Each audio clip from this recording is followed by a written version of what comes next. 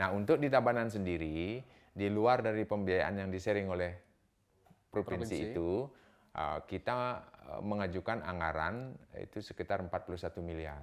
2019 itu adalah sejarah kelam untuk teman-teman kita KPPS di beberapa tempat yang lain, walaupun di Bali tidak ada.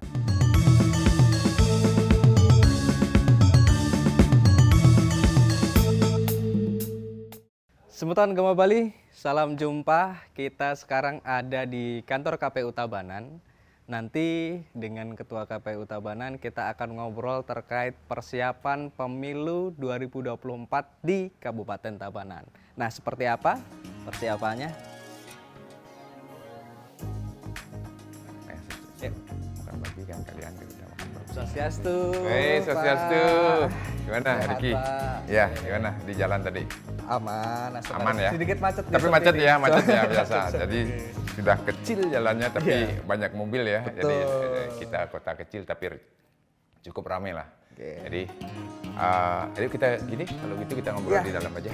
Oke. Siap. Oke, ayo. Kita ke dalam. Oke, silakan. Ya, silakan duduk.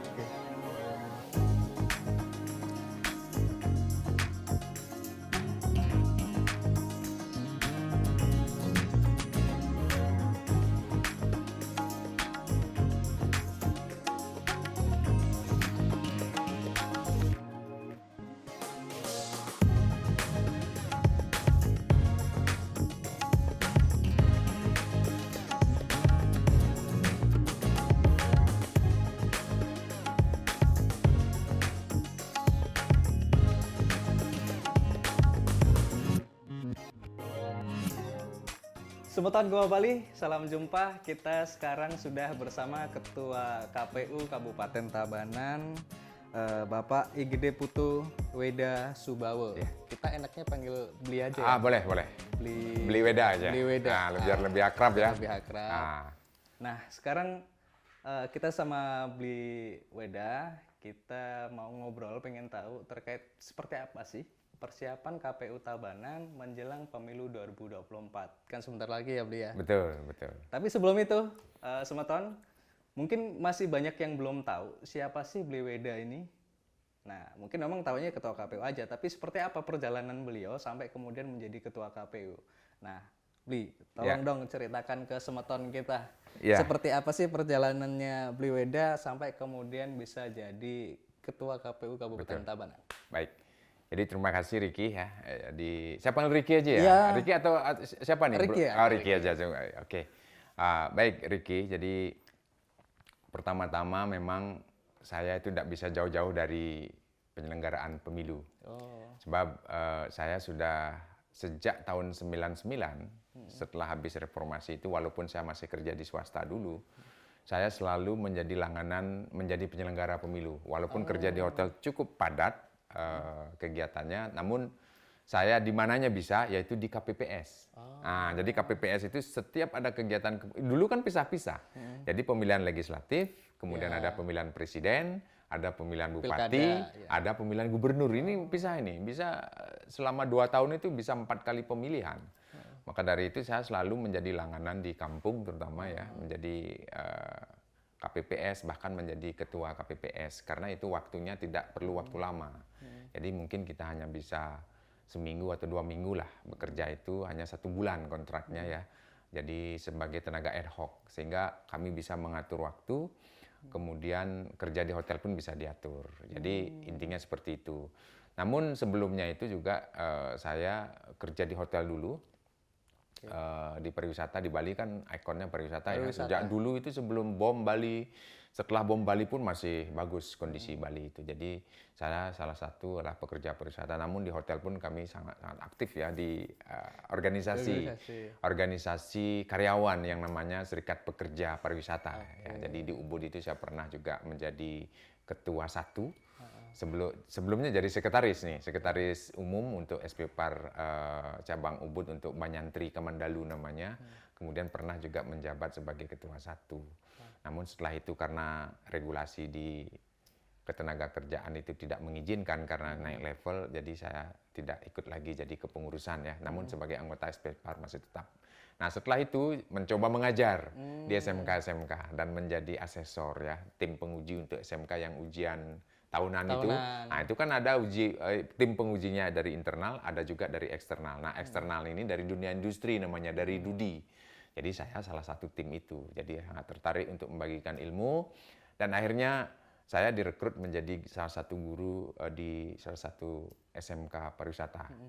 Jadi saya mencoba dan kebetulan ada bukaan ini tahun 2013 di KPU. 2013. Ya, dari 2010 sampai dengan 2013 saya mengajar, kemudian setelah itu dekat dengan kantor KPU memang. Tempat kita itu, sedangkan kita belum paham betul di KPU itu apa saja, karena kita kan baru sampai di KPPS saja kemarin. Kalau di PPS atau PPK jelas tidak mungkin, karena itu harus waktunya itu bertabrakan dengan kita kerja di hotel ya. Jadi tidak bisa diatur sedemikian rupa. Akhirnya coba ngelamar KPU 2013, Astungkara itu kita diterima menjadi komisioner waktu itu 2013 sampai 2018 di divisi sosialisasi. Kebetulan ketuanya dulu itu perempuan, Ibu Luda Rayoni. Jadi kita pegang sosialisasi. Jadi dasarnya suka ngobrol karena di PBPSI pun di Kabupaten Tabanan di KONI saya waktu itu masih aktif juga menjadi sekretaris di KONI. Kebetulan saya punya hobi sebagai reporter Tarkam. Jadi saya keliling Tabanan ini sampai ke Singaraja. Sama jadi kita reporter bla bla bla bla bla gitu, tapi reporter live gitu, live. Jadi apa namanya, penontonnya itu Tarkam itu kan tahu sendiri kan, pertandingannya malam-malam. Karena kalau siang pasti sedikit yang nonton kan, banyak orang kerja dan lain sebagainya. Malam hari saya ke lapangan dan lain, banyak punya teman dan memang hobinya seperti itu. Jadi Ricky, jadi setelah itu 2018 mencoba lagi untuk melamar yang kedua kali, disitulah saya terpilih menjadi ketua. Kebetulan incumbent ada 3 yang lolos waktu itu, incumbent 3 orang, kemudian di KPU sesuai undang-undang itu kan hanya 2 periode. 2 periode. Jadi 2 periode di satu satker. Misalnya saya di kabupaten 2 periode, kalau mau menjadi penyelenggara saat sekarang ini lagi berproses ya, jadi harus naik kelas ke KPU provinsi atau ke RI ya, siapa tahu punya kemampuan yang begitu, silakan saja teman-teman semua, atau ke tetangga sebelah sesama penyelenggara, Bawaslu. atau Bawaslu provinsi atau Bawaslu kabupaten kan begitu. Ya, jadi seperti itulah prosesnya sampai sekarang ya, kita sangat enjoy sekali, sangat senang sekali karena apa, jiwa kita mungkin ya, jiwa pelayan ya. Di hotel kami melayani tamu dan travel agent. Di sini kita melayani partai politik dan pemilih gitu. Partai politik, dan perorangan. Ada DPD, kemudian ada juga calon perorangan dari kepala daerah dan lain sebagainya. Bliweda. Gitu. Udah 2 periode. Iya. Hampir 10 tahun ya. Hampir 10 Oktober tahun. ini 10 tahun. Oh, Oktober ini selesai. Iya, 16 Oktober tepatnya. Berarti rencananya ini boleh dibuka nggak? Silakan, tidak apa-apa. Ini sudah dipublish masalahnya, ya tidak apa-apa. Berarti ini akan ke provinsi? Betul. Jadi kemarin sekitar 2 bulan yang lalu itu sudah mulai perekrutan. Yang informasinya teman-teman di provinsi itu kan AMJ, akhir masa jabatannya kan September, pertengahan September. Jadi sudah dimulai oleh KPU RI karena isu atau usaha teman-teman yang mau perpanjangan ini tidak dikabulkan oleh MK, jadi KPU RI sudah berancang-ancang untuk melakukan perekrutan lebih dini. Jadi artinya 2 bulan yang lalu saya sudah mendaftar nih, sudah mengikuti, sudah. Jadi tes CAT, tes tulisnya sudah, kemudian ditambah dengan tes psikologi, ada pengumumannya kan. Astungkara saya sendiri direkomendasikan ke 20 besar. Setelah itu ada tes lagi sebulan yang lalu pas ya, tes kesehatan dilanjutkan dengan tes wawancara di tingkat Timsel di Bali, itu juga Astungkara sudah lolos di 10 besar. Jadi saat ini saya sendiri dan teman-teman 9 orang yang lain masih menunggu jadwal untuk di fit and proper test oleh KPU RI yang rencananya di Jakarta, cuman harinya belum tahu, tanggalnya belum tahu. Ini masih deg-degan juga nih. Berarti Bliweda sekarang di 10 besar? 10 besar. 10 besar, tinggal nunggu fit and proper test di Jakarta. Betul. Nah, kita doakannya semua tahun, mudah-mudahan Bliweda ini mohon doanya. bisa terus mengabdi di KPU. Betul, bisa terus mengabdi. Tapi tidak Tabanan, tapi nanti di provinsi. Betul. Nah, Bliweda, ini nggak berkaitan dengan ini ya, apa namanya, soal apa yang sudah dilakukan sih. Betul. Di KPU di Tabanan ini kan pasti nanti kan lihat track record juga kan. Betul, betul. Nah sebenarnya di KPU di Tabanan ini untuk menjelang 2024 mendatang tinggal sebentar lagi. Tinggal kalau pilpresnya tinggal nggak sampai 1 tahun kan. Enggak, iya, Ya, kalau tinggal yang pileknya itu nanti di 14 Februari 14 2024. Februari Sedangkan untuk pilkadanya di tahun yang sama, bulan November. November.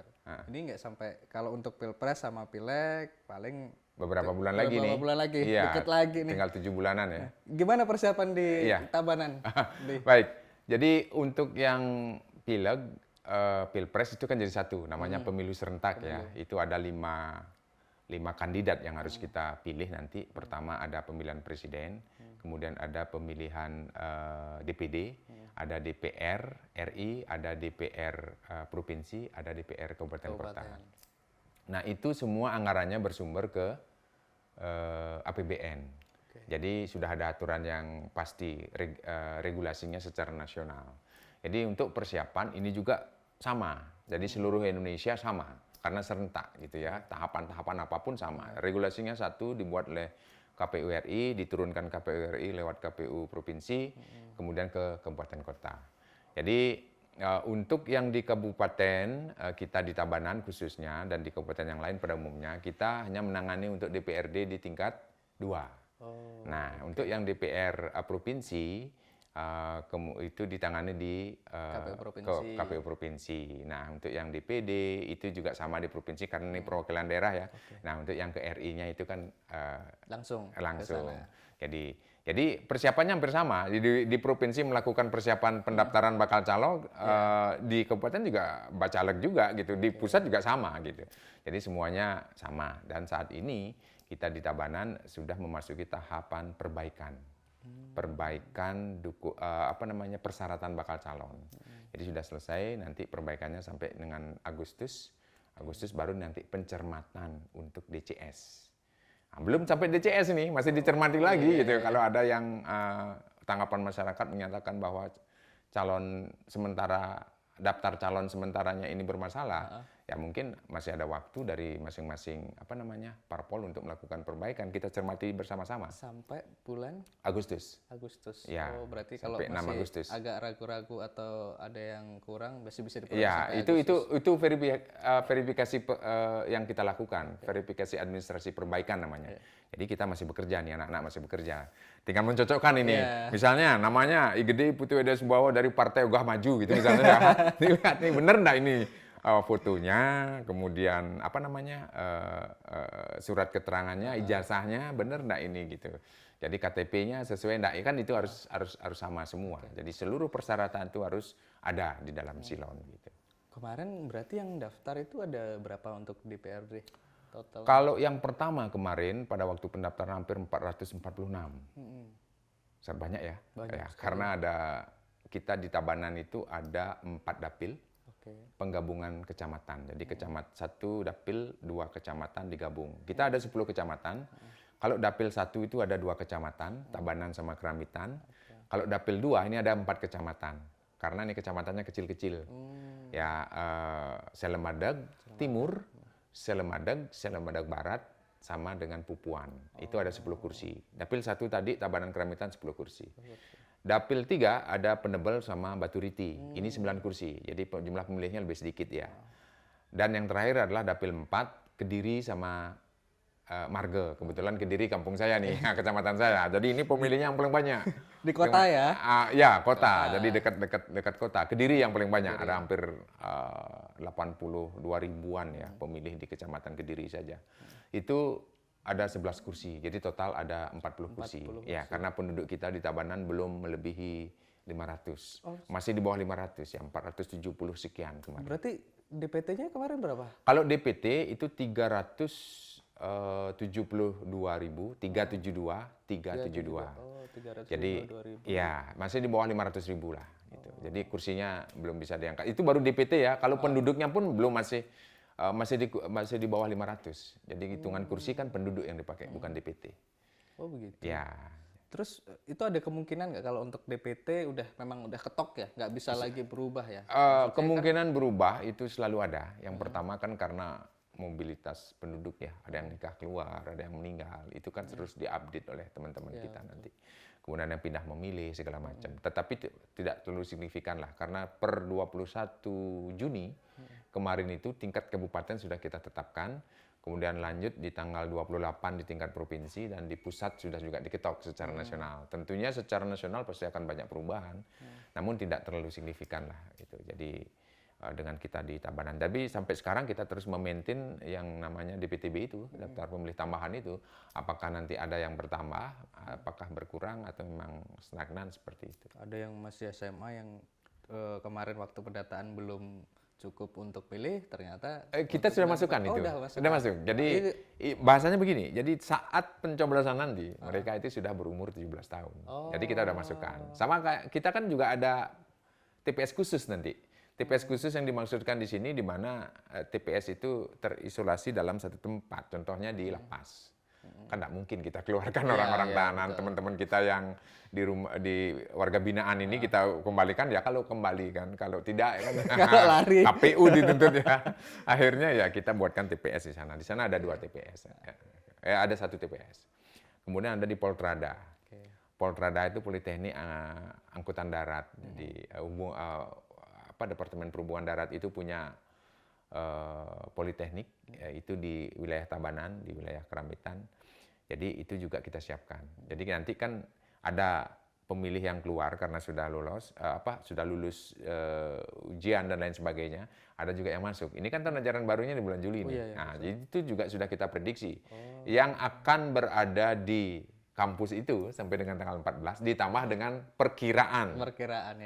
Perkiraan dari kampus itu merekrut mahasiswa dan mahasiswi itu berapa sih? Ya artinya yang akan berusia 17 tahun. Jadi itu kan berarti pasti ada perubahan. Pasti. Itu. Ya, sudah kita antisipasi sampai sana. Perubahannya sudah antisipasi. Ya betul. Tapi kalau yang tadi ada fasilitas yang khusus di lapas, terus kemudian di tempat yang lain, ada nggak fasilitas khusus untuk saudara-saudara kita yang mungkin punya kebutuhan khusus? Gini. Pada waktu pendataan kemarin itu kan coklit ya, ada petugas kita Pantarlih namanya ya. Jadi mereka mencoklit warga masyarakat langsung ke rumah. Jadi nanti kan didata di sana. Karena kita kalau panti yang ada di Tabanan itu ada namanya yang tunanetra itu ada di sebelah, ada di Kecamatan Kediri ada 1. Namun di sana penduduknya banyak yang dari luar. Dari luar. Nah kemungkinan dia mau balik berKTP luar Bali banyak gitu ya. Nanti kita juga menyampaikan kepada Mahatmia ya, Panti Mahatmia itu, kepada pengurus di sana, kepada pegawai yang mengurus itu, kalau dia mau pindah memilih ke sini agar dipastikan. Karena artinya dia tidak pulang kampung. Ada yang dari NTT, dari Kupang, dari Flores, namun tidak banyak sih jumlahnya gitu. Itu milik dinas sosial. Kemudian kalau yang ada di internal di Bali saja pasti dia akan pulang kampung. Nah kami sudah ada datanya itu. Jadi kalau angkanya saya kurang tahu pasti karena akan menyebar di beberapa TPS dia kalau dia pulang kampung. Jadi aksesnya itu mungkin kalau yang pakai kursi roda itu kan tidak terlalu banyak. Jadi kami sampaikan juga nanti KPPS itu akan mendata juga pemilih di masing-masing TPS. Dia akan lihat ini, cek ini. Oh ini orangnya si A, si B. Ini keluarganya si A. Ada satu yang pakai kursi roda. Kalau tempatnya tinggi gimana? Ya udah, kalau hanya satu aja ya saya akan gendong dia sampai di atas atau diangkat kursi rodanya. Nah tapi kalau ada beberapa, jadi di TPS pun persyaratannya ada persyaratan juga. Salah satunya adalah accessible. Jadi bagaimana dia pemilih itu bisa sampai di bilik suara itu dengan tidak terganggu lah kalau ada yang disabilitas. Berarti jadi itu sudah kita antisipasi. Di Tabanan udah disiapkan semua itu? Sudah. Jadi dari tahun ke tahun kita sudah mempersiapkan itu aksesnya. Oke, ini menarik. Jadi ternyata kalau kita dengar cerita dari Bli Weda bahwa persiapannya sudah lumayan proper lah ya. Iya, untuk betul. Teman-teman di KPU di Tabanan untuk persiapan pemilu 2024. Tapi ini ada satu ini yang mungkin jadi pertanyaan juga. Kira-kira soal anggaran di KPU Tabanan itu gimana? Gini, kalau bicara masalah anggaran untuk saat ini kita baru ada angka saja pengajuan kemarin dan memang sudah ada lampu hijau dari pihak Pemda. Tapi perlu saya sampaikan di sini bahwa anggaran itu kan ada 2 macam. Ada yang bersumber dari APBN, ada yang bersumber dari APBD sendiri. Nah, terkait dengan pemilu serentak yang tanggal 14 Februari nanti, pas hari Valentine ini. Ya, ya, Nah, pas hari Valentine itu anggarannya semua bersumber dari pemerintah pusat, dari APBN. Walaupun nanti mungkin kita mohonkan bantuan kepada Pemda, ada beberapa hal, misalnya kalau misalnya truk punyanya Pemda gitu ya, kita punya satu kali angkutan saja gitu loh, misalnya kalau memang disiapkan itu untuk bisa dipakai misalnya ya. Kita pinjam itu dulu sekali untuk mengangkut apa gitu misalnya, boleh. Itu kan bantuan dari Pemda, itu tidak terrecord dalam keuangan kita untuk penyelenggaraan pemilu. Nah, itu sudah fix diatur oleh KPU RI, jadi kebutuhan kita selama tahapan ini. Nah, kembali lagi ke anggaran pilkada sekarang, itu murni dari pemerintah daerah. Artinya bahwa APBD inilah yang membiayai pilkada. Nah, sekarang kan ini bahasanya pilkada serentak. Ada pemilihan bupati, wakil bupati, wali kota, dan wakil wali kota bersamaan dengan pemilihan gubernur. Dan wakil gubernur. Jadi di Provinsi Bali, Ketua KPU Bali dan tim jajaran di keuangan di KPU Bali sudah menyiasati ini sejak awal. Karena akan ada sharing pembiayaan antara kabupaten dan provinsi. Gitu. Jadi yang mana saja yang akan ditanggung oleh provinsi, yang mana ditanggung oleh kabupaten kota. Nah, itu kalau tidak salah itulah PPK PPS-nya itu, honornya itu ditanggung oleh provinsi. Karena mereka kan PPK PPS KPPS kan mengerjakan 2 pemilihan. Oh iya, betul. Jadi masyarakat yang datang ke TPS itu mencoblos 2. Pertama diberikan surat untuk bupati, siapa yang dipilih, 2 ya sekaligus, yang satunya lagi adalah gubernur. Jadi ada 2 kotak nanti di TPS. Jadi setelah dicoblos dimasukkan di kotak bupati, setelah coblos dimasukkan di kotak gubernur. Jadi anggaran inilah yang perlu di-sharing pembiayaan dengan provinsi. Nah, untuk di Tabanan sendiri, di luar dari pembiayaan yang di-sharing oleh provinsi itu, kita mengajukan anggaran itu sekitar 41 miliar. Untuk pilkada? Untuk pilkada. Nah, anggaran ini memang kalau dilihat dengan pilkada 2020 kemarin memang jauh berbeda, jauh meningkat gitu. Kalau anggaran 2020 memang setengahnya hampir ya, setengah lebih lah gitu. Tetapi untuk pilkada yang sekarang penganggarannya itu kan ada mekanisme yang kami harus lakukan. Pertama adalah pola maksimal yang kita lakukan. Artinya untuk kita mengundang misalnya untuk setiap kecamatan itu kita maksimalkan. Sosialisasi di 10 kecamatan, gitu ya, 10 kecamatan. Kemudian market segment, kalau kita di hotel kan market segment ya, jadi itu pangsa pasarnya yang mana. Jadi kalau di sosialisasi kepemiluan kita itu kan ada istilahnya golongan pemilih pemula, ada pemilih perempuan, kemudian ada pemilih disabilitas gitu ya, ada pemilih berbasis ya kalau pemilih muda ke SMA kita kan begitu ya. Jadi ada beberapa tujuan sosialisasi yang harus kita sasar gitu. Nah, kemudian ada juga beberapa daerah yang memang partisipasinya selalu rendah. Ini perlu disasar, ada apa sih sebenarnya gitu ya. Itu salah satunya seperti itu. Jadi itu kita maksimalkan. Kemudian yang kedua itu misal pelaksanaan. Misalnya untuk debat kandidat calon itu kita pakai yang paling maksimal lah dulu. Misalnya TV mana yang kita pakai, TV swasta atau negeri itu kan boleh saja kan gitu, berapa kali kan begitu. Nah, sekarang ini kan kondisinya lagi tidak COVID lagi. Tidak pandemi lagi. Berarti kandidat ini boleh membawa massa. Tempatnya harus luas. Kalau dulu kita cukup studio TV yang kecil. Kita pakai itu karena apa? Kandidat bawa 5 orang. Jadi kecil tempat ya seluas kantor saya ini masih cukup untuk debat kan. Ada 1 moderator dan 1 pembawa acara itu ditambah dengan 4 orang karena ada 2 calon kan. Jadi kecil, biayanya sedikit gitu. Nah, terus yang berikutnya kandidat. Nah, dari jumlah porsi kursi yang ada sekarang, ini yang berhak mengajukan ini sebenarnya kan pemilihan sebelumnya. Jadi ada pemilihan sebelumnya, berarti nanti kalau dengan porsi seperti ini, jumlah kursi yang ada di DPR Tabanan itu kan partai yang mengajukan calon itu kan 20% minimal dari total kursi. Kalau ada 40 kursi, kalau 20% kan 1/5 nih. berarti 8 kursi kan. 8. Nah, kalau ada yang sekarang, partai yang sekarang, itu iya. ada 5 partai. Yang sekarang yang saya Tambahan bilang. ya. Ya, ada PDIP itu 28 kursi. Kemudian dari Golkar ada 5 kursi. Kemudian dari apa namanya? Demokrat 1, Gerindra 3, kalau salah, ini 3. Apa namanya? Yang Nasdem 3. Jadi totalnya itu ada 40 kursi. Jadi mereka harus melakukan penggabungan-penggabungan ini. Jadi kalau PDI bisa sendiri, yang partai yang lain mesti gabung karena kurang dari 8 kan. Iya, Nah, kalau misalnya ditambah dengan independen lagi 1, berarti kan ada 3. Nah, inilah yang kita maksudkan tadi maksimal.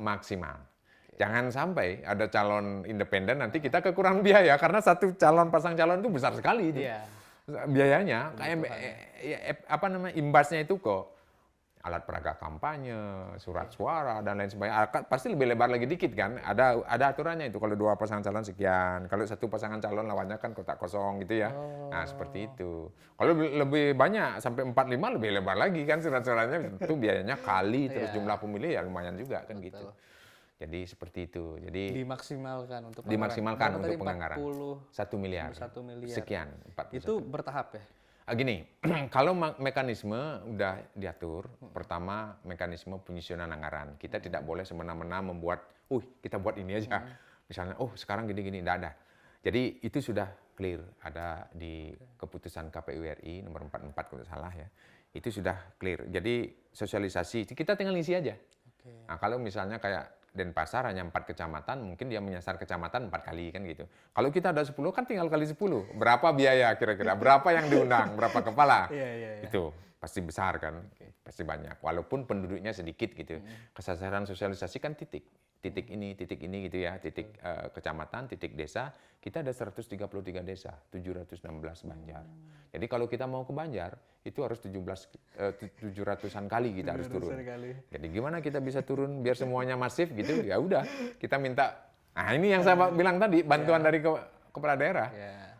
Apa namanya, bukan kepala daerah ya, pemerintah daerah. Jadi pemerintah daerah akan memerintahkan ke camat akan memerintahkan kepada kepala desa akan memerintahkan kepada kepala lingkungan yang di Bali disebut dengan kawil itu. Kawil itulah yang membawa Banjar yang saya bilang tadi 700-an itu. Jadi itulah yang nanti langsung setiap PKK turun ada sosialisasi. Ingat ya, elingan ya, datang ke TPS tanggal 14, coblos pilihan Anda gitu. Lansia datang ya, itu jauh lebih masif dan waktunya tidak panjang. Kalau kita turun satu-satu biaya banyak, waktu panjang. Nah, itu yang kita perlu maksimalkan. Jadi mekanismenya itu, kemudian yang kedua ada mekanisme pengibahan dana hibah ini, persiapan pilkada. Itu ada Permendagri 41 ya. Jadi itu lahir Permendagrinya itu, peraturan Menteri Dalam Negerinya itu tahun 2020 pertengahan. Tatkala waktu Covid itu banyak kabupaten kota yang tidak sanggup untuk melaksanakan pilkada. Dia bilang refocusing anggaran untuk COVID. Padahal sebenarnya itu dana pilkada sudah ada. Inilah keluar Permendagri 41 ini. Jadi di Permendagri itu jelas disebutkan bahwa begitu NPHD penandatanganan nota kesepahaman itu, kesepakatan dana hibah itu 14 hari setelah itu harus ditransfer 40%. Walaupun anggaran itu tidak sepenuhnya bisa kita gunakan dan memang pasti sudah tidak bisa digunakan sepenuhnya 40% itu. Karena sekarang misalnya NPHD tanda tangan kita bersama Bupati kan, Ketua KPU, itu 14 hari 2 minggu keluar 40%. Harus masuk ke rekening KPU 40%. Ya, kalau dihitung 41 miliar itu sekitar 16 miliar harus masuk. Jadi kita tidak bisa menggunakan anggaran itu penuh. Karena tahapan kan baru perencanaan anggaran kan tidak menggunakan anggaran besar itu. Setelah itu, yang klausul yang kedua, sisanya yang lagi 60% itu akan ditransfer 5 bulan sebelum pencoblosan. Jadi kalau bulan November ya, pencoblosan itu di bulan November, bulan 11 berarti maju sekitar bulan 6. Itu harus sudah lunas masuk ke rekening KPU. Sedangkan kita butuh anggaran itu 1 bulan menjelang pencoblosan harus banyak. Kenapa? KPPS itu 10 ribuan. Hampir 11.000 itu di Kabupaten Tabanan itu dengan 1.544 TPS. Kali 9, segitulah honor nanti dikeluarkan. Kali 7 juta sekian. Itu hampir 19 miliar itu. Hanya 1 bulan. artinya di akhir kita menggunakan. Namun ini semangatnya itu kalau saya lihat dari peraturan Menteri Dalam Negeri itu adalah bagaimana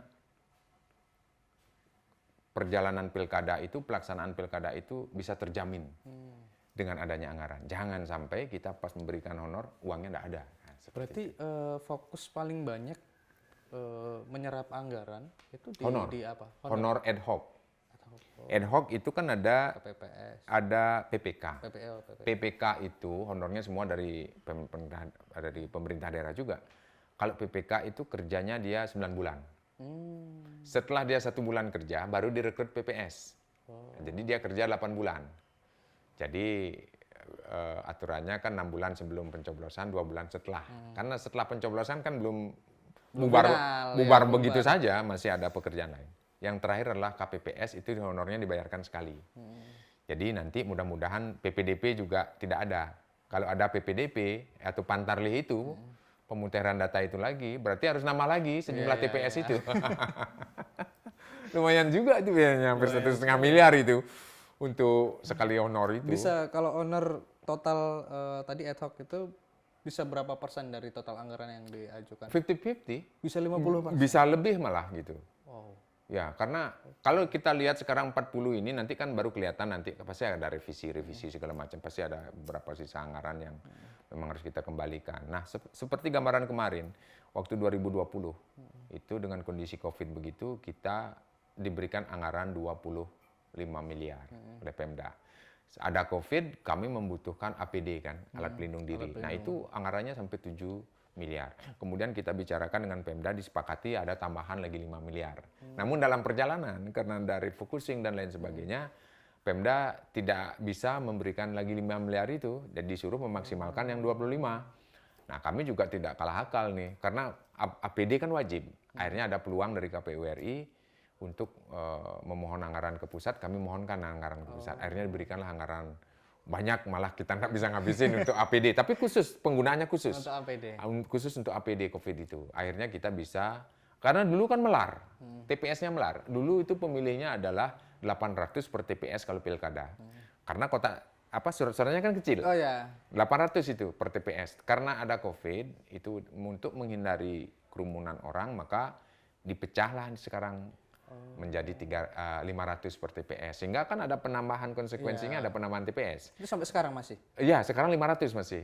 Kalau yang pilkada belum. Yang sekarang ini pemilu 500 karena surat-suaranya banyak. Ini bukan karena COVID-nya. Jadi 5 surat suara itu perlu waktu yang lebih banyak di TPS, apalagi lebar-lebar kan. Itu. Jadi kita maksimalkan uang pusat untuk APD itu dan penambahan TPS, dan satu lagi kita pakai anggaran APBD yang 25 miliar. Astungkara kita bisa efisiensi, sehingga ada sisa 3,9 miliar kemarin untuk Pemda. Kalau yang dari pusat yang untuk pemilu legislatif sama presiden jatah berapa? Oh, kita tidak dijatah begitu. Jadi setiap tahun kan ada tahapan tuh. Tahapan gitu, ini dana sekian, ini sekian gitu. Jadi sudah ada. Itu karena include gaji kita juga. Honor UK. Ada UK, ada gaji karyawan, itu yang sifatnya kan Tahunan. reguler setiap tahun. Ya. Dan jumlahnya tetap. Ya, kecuali tukin PNS-nya dinaikkan. Misalnya sekarang kalau dulu-dulu sih saya dengar setiap ada kegiatan itu ada tambahan honor untuk teman-teman. Tapi sekarang enggak. Jadi kita sudah satu gelondongan gitu, UK ya, uang kehormatan itu, ada pemilu atau tidak kan tugasnya KPU kan, memang itu melaksanakan itu. Tapi jadi boleh tahu nggak beli Weda? Spill, boleh tahu nggak? Apa itu? Sebenarnya gaji atau tunjangan dari ketua KPU kabupaten itu sampai berapa sih, Bli? Kita dalam satu gelondongan. Satu gelondongan. Jadi honor yang namanya uang kehormatan. Itu tidak ada item lain. Gaji pokok sekian, tunjangan sekian, tidak ada. Jadi itu cukup satu UK gitu aja, uang kehormatan saja. Kalau masalah besaran dan jumlahnya itu bisa di searching di Google. Lihat itu honor UK-nya berapa, Bawaslu berapa dari anggota. Kalau anggota dengan ketua tidak jauh beda. Nggak jauh beda karena kita kan leader sebenarnya. Jadi Ya, ketua anggota merangkap ketua. Ah, Ketua merangkap anggota gitu betul. Jadi leader aja sebenarnya karena keputusan itu selalu kolektif kolegial. Nggak seperti manajer kayak CEO gitu. Beda, beda. Sebatan kalau mau tahu berapa Ada. gajinya KPU ya bisa cek di apa Di Google langsung KPU. aja Oh, searching langsung. ketik itu langsung keluar dia. Oh ini KPU kabupaten sekian, provinsi sekian, RI sekian. Itu gitu. benar segitu. Bener. Nggak lebih nggak Nggak ada, nggak ada. Kecuali kalau PNS-nya kita nggak tahu, tergantung golongan. Kalau kita di sini kan komisioner, ada sekretariat. Sekretariat ini dari PNS. Pak Sekretaris, ada Kasubag, kan, eselon 3, Pak Sekretaris, eselon 4, Kasubag, dan staf. Nah ini kan beda-beda, tergantung dari masa kerja, tergantung dari golongan, kan, tergantung dari tukin yang diterima. Itu sangat berbeda. Kalau kita biar KPU di sini, komisioner di Tabanan, komisioner di Badung, Denpasar yang biaya hidupnya lebih tinggi tetap segitu. Sama. Tapi kok masih banyak yang pengen jadi komisioner KPU? Mungkin jiwanya sama ya. Jiwa pelayannya ini sama gitu ya. Ini mungkin pengen tahu nih Bli Weda Iya. soal kalau kemarin itu kan banyak pegawai kita yang di PPS begitu sampai dulu sempat jatuh korban banyak Betul, karena betul. kelelahan. Iya, betul. Kalau di Tabanan menyikapi yang itu terus kemudian supaya besok 2024 karena serentak, Iya. saya yakin ini pasti ada kelelahan. Iya. Bagaimana caranya untuk mengatasi itu? Atau Iya. setidaknya kemudian mengurangilah efek dari kelelahan dan lain sebagainya. Oke, baik. Ini pertanyaan yang menarik sebenarnya, yang memang kalaupun tidak ditanyakan saya mau jawab, saya memberikan informasi sebenarnya. Begini, 2019 itu adalah sejarah kelam untuk teman-teman kita KPPS di beberapa tempat yang lain. Walaupun di Bali tidak ada. Mungkin kalau di Bali itu ada sih yang korban, tetapi itu kan kecelakaan motor karena sudah selesai bertugas sih dia mengantar istri gitu. Tetapi kan dia masih dalam kontrak kerja gitu ya, mengantar istri ke pasar pagi-pagi mungkin capek gitu ya. Akhirnya itu bukan karena kelelahan dalam saat itu, tapi imbasnya itu kan ada. Nah, berkaca dari itu, setelah 2019 itu kan ada Pilkada 2020. Nah, kami di KPU khususnya itu karena ini menggunakan anggaran daerah, kami tidak bisa semena-mena menggunakan anggaran itu. Akhirnya saya sendiri punya ide, saya sampaikan ke teman-teman untuk memasukkan teman-teman di tingkat KPPS itu sebagai memasukkan mereka ke dalam asuransi. Karena apa? Anggaran pilkada itu ada asuransinya, ada insurannya. Itu untuk kecelakaan meninggal berapa yang wajib kita masukkan. Itu kecelakaan meninggal ada 42 atau 46 juta. Ada kecelakaan seumur hidup, ada mengakibatkan cacat seumur hidup, ada juga kecelakaan ini. Harus kita masukkan. Nah,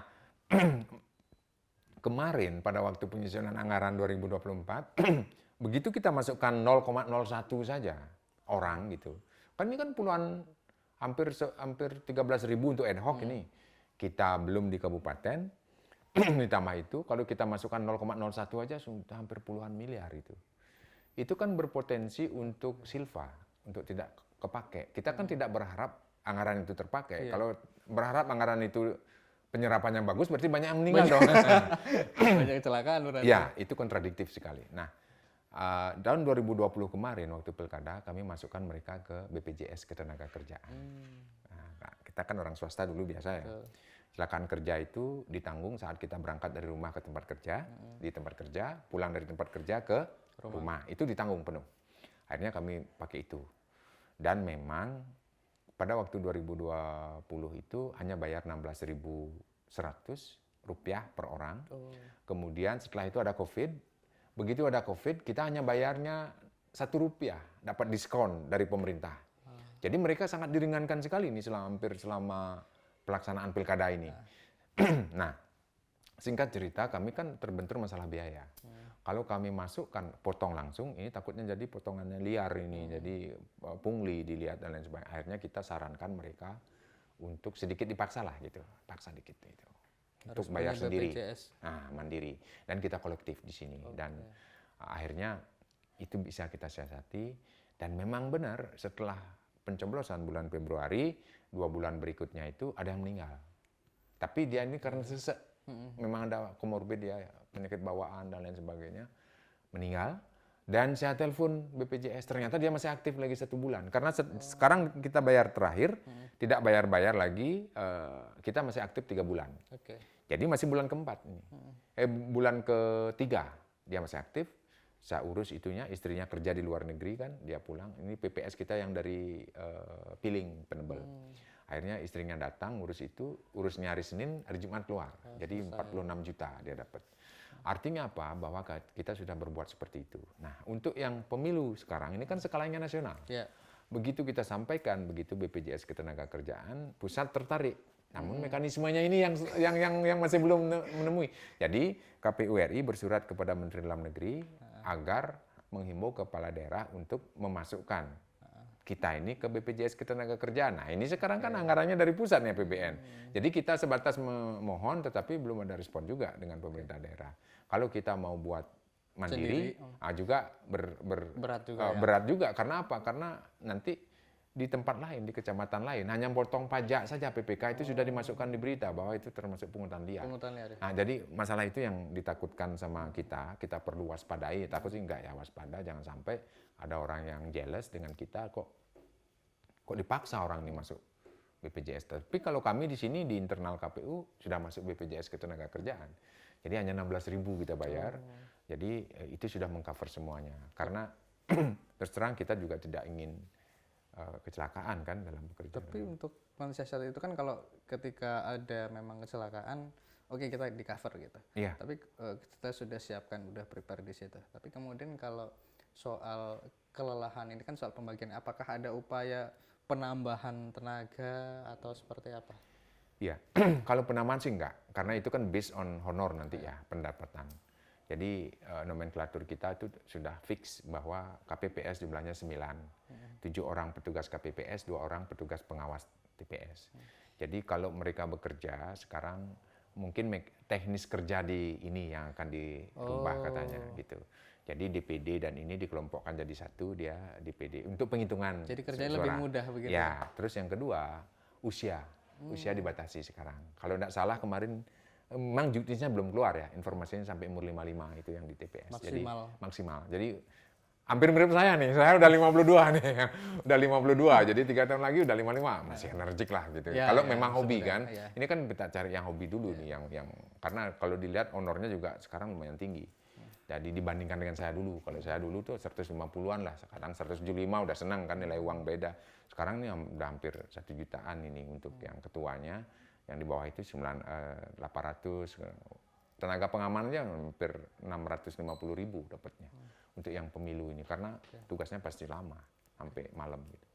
Oke, berarti ya semua sudah dipikirkan lah. Betul. Soal mengantisipasi itu. Betul. Tapi peran kalau di daerah, pemerintah daerah itu aware nggak sih dengan kondisi kan ada KPU sama ini gontok-gontokan betul. gitu. Ya. Kalau di Tabanan? Iya, kalau di Tabanan Nasungkare ya sampai dengan saat ini kita sangat akrab sekali. Kebetulan kita punya pemimpin muda gitu yang visioner di Tabanan, kemudian kami pun sering koordinasi dan tidak ada sekat di antara kita gitu ya. Jadi setiap kami undang event-event penting yang wajib kami mengundang bupati, beliau hadir. Itu yang pertama. Yang kedua, setiap pengurusan anggaran kami melalui mekanisme. Kami hubungi dulu Kesbang. Ya kan Kesbang dulu kan, ini kan partnernya ini, kayak DPR-nya Komisi 2 nih.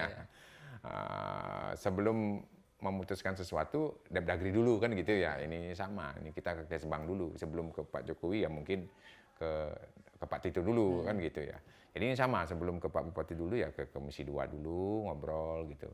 Nanti beliau yang mencarikan waktu. Kita appreciate lah kepada teman di Kesbang, setelah itu nanti Kesbang yang akan menjadwalkan atau kita potong kompas juga, telepon, kan sekalian silaturahmi dengan pimpinan. Jadi selama ini berapapun kebutuhan kita, kalau itu yang reasonable ya, masuk akal gitu ya, pasti disetujui. Kayak kemarin yang 41 itu kan langsung disetujui. Karena ini langsung oke gitu. Ya, bupatinya lah. Jadi melalui tenaga ahlinya lah. Oke. Beliau kan tinggal menyetujui aja. Jadi tenaga ahli beliau ya di Bakuda kan ada bagian keuangan daerah, kemudian dari sekretaris, dari apa namanya staf ahlinya beliau juga ikut kan. Begitu dicek, ya karena ini memang kebutuhan KPU kan ada dasar kita penyusunan anggaran tadi itu. Ada peraturan KPU, keputusan KPU, ada Permendagri, itu sudah base-nya kita untuk menyusun. Jadi tidak asal susun, ya sudah kita ini kan hajatan 5 tahunan gitu. Jadi sampai saat ini kita berjalan dengan baik. Luar biasa.